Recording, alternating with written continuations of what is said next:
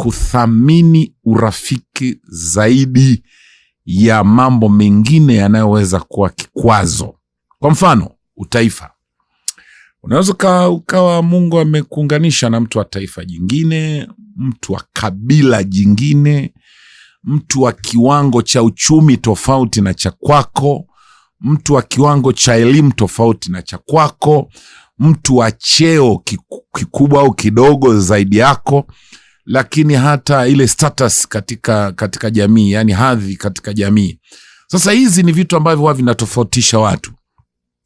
Lakini ukiwa unataka mahusiano kweli ya kimungu, kuna watu waliunganishwa, mwingine ana cheo kidogo, mwingine cheo kikubwa.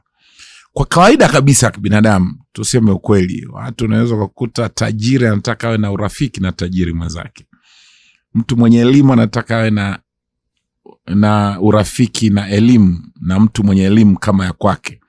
Mtu mwenye hadhi fulani katika jamii anataka awe na mtu aina hiyo katika jamii. Lakini kiukweli kabisa